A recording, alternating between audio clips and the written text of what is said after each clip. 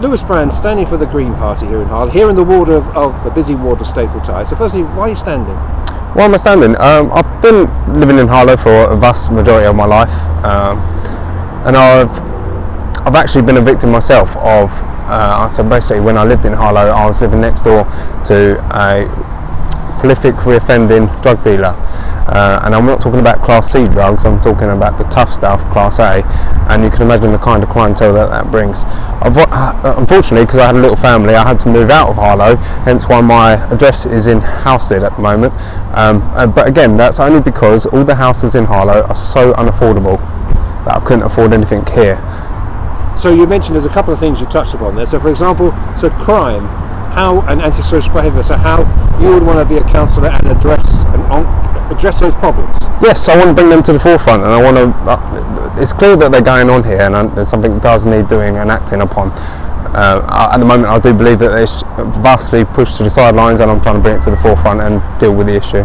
So the second thing about housing, you'd feel that you just feel it's unaffordable. Yeah, well, you can see the cost of living is on the skyrocket, and so house prices, they're going up on the average of 4 to 5% every year. It's not feasible for people here, all the workers in Harlow, they're on bottom dollar, they're not getting all the money that they need to actually buy these houses and having a prosperous future that they should be having.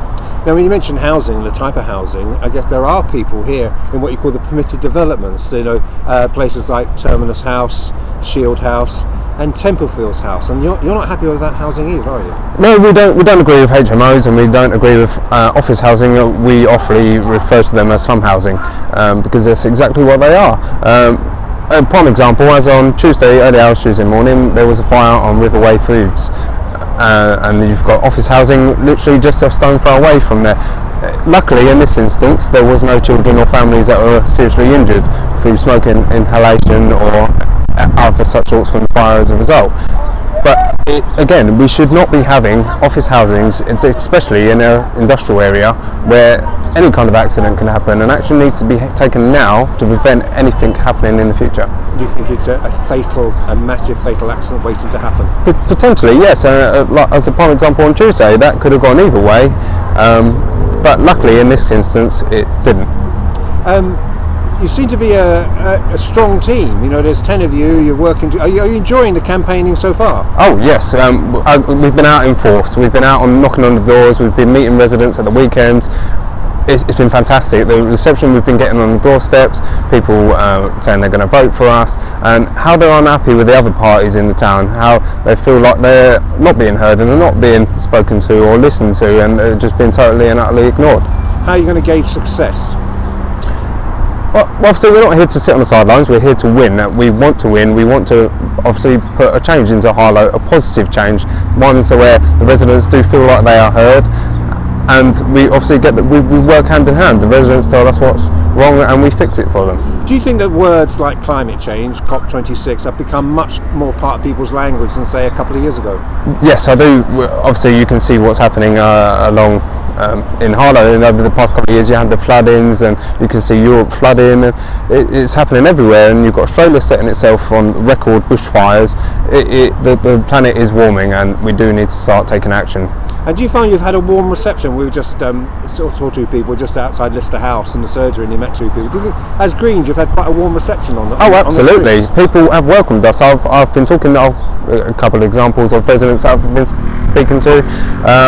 One lady actually said to me she hadn't voted in the past 5 years because she, I won't say the words she used because she didn't put it nicely, but she said the worst of two evils basically, and but now that the Greens are back in town, she's going to give us her vote, and many other people are happy. But especially the reason why I love this part of town is because my mum, my nan, my granddad, my dad are all at the local crematorium at Pardonwood.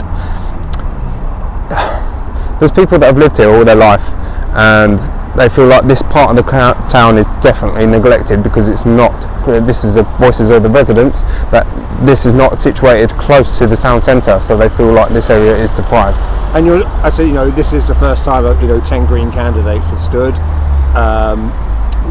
as I said, will you intend or hope to maybe stand in 2023, 2024? It's a long-term project. Oh, absolutely. Yeah, like I said, we're not here on the sidelines. We're here to win, and hopefully we can keep on growing and getting stronger and stronger, and hopefully have a full Green Council and fight for the people of Harlow like they truly deserve.